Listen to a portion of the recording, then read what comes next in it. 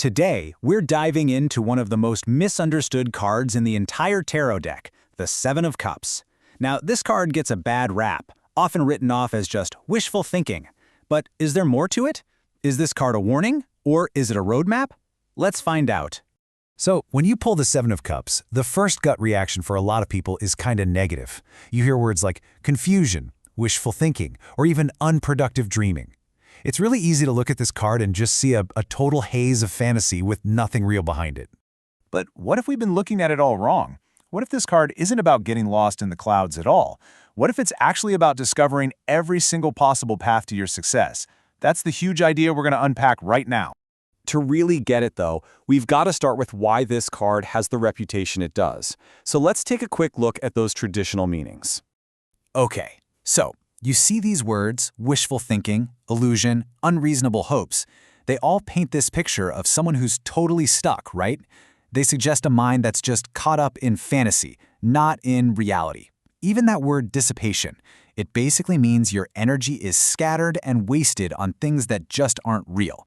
And wow, this quote really just hits the nail on the head. It's from one of the classic tarot texts, and it says it all. You've got these strange chalices of vision popping up in the clouds. Super tempting, right? But the warning is that they offer nothing permanent or substantial. But are they really just illusions? Let's take a much closer look at what's actually in those cups. I think the answer might just surprise you. So let's zoom in on one of these. See this one? It is overflowing with jewels. Now, that's not some vague fantasy. That is a direct symbol of treasure, of wealth, of real material abundance. The card isn't just showing you daydreams, it's showing you a clear vision of tangible success. And hey, look at this one over here, a laurel wreath. For literally thousands of years, that has been the ultimate symbol of victory and achievement. So what we're actually seeing here, these aren't empty dreams. These are cups filled with powerful symbols of real-world potential, wealth, and victory.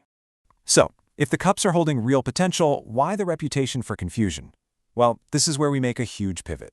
The card isn't about being confused, it's about having a choice.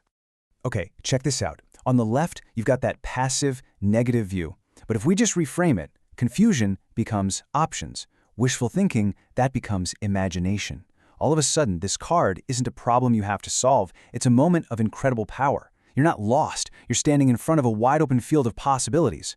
In this quote right here, this is the key that unlocks that whole empowered perspective. The Seven of Cups is asking you to start by believing in limitless possibilities. That's the first step, and it's absolutely essential. Before you can achieve anything, you have to imagine it first. So let's be super clear here. This card is not a stop sign telling you to get your head out of the clouds. No, it's an invitation. It's like the universe is laying out this amazing buffet of potential futures and just asking you, so, what do you want? Okay, so you have all these options. That's great. But how do you turn a vision in a floating cup into something real? Well, that's where the hard part and, the most rewarding part comes in. The classic interpretation of this card's energy is possible victory. Now, pay close attention to that word, possible. The victory is there for the taking, but it is not guaranteed. The card is warning that you might be, too lazy or unmotivated to actually take advantage of the opportunity.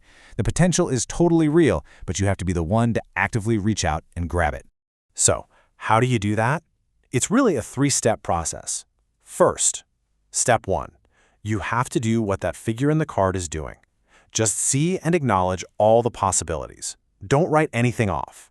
Second, and this is so important, you have to choose. You can't have all the cups at once. You have to pick the one that represents your highest goal. And finally, step 3, you've got to back it up with work. A dream without action? That's just an illusion. All right, so this brings us to the final and I think the most powerful takeaway from the Seven of Cups. It's all about making a conscious choice to create the life that you actually want.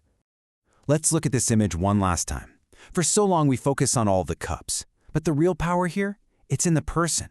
The visions themselves don't have any power. The power is in their ability to look, to weigh the options, and to choose which one to go after. And that power is your power. Ultimately, what the Seven of Cups teaches us is that imagination isn't the enemy of success, it's the source of it. Every great achievement, every fortune ever built, it all started as a vision, an idea floating in a cloud, just like one of these cups. Seeing that cup of jewels is the very first step to actually having them. So, the card leaves us with a question. Looking at all the possibilities floating in front of you, all the potential for victory and wealth and happiness, what will you choose to manifest? Thanks for joining me. If this helped you see things in a new light, go ahead and like and subscribe for more explainers.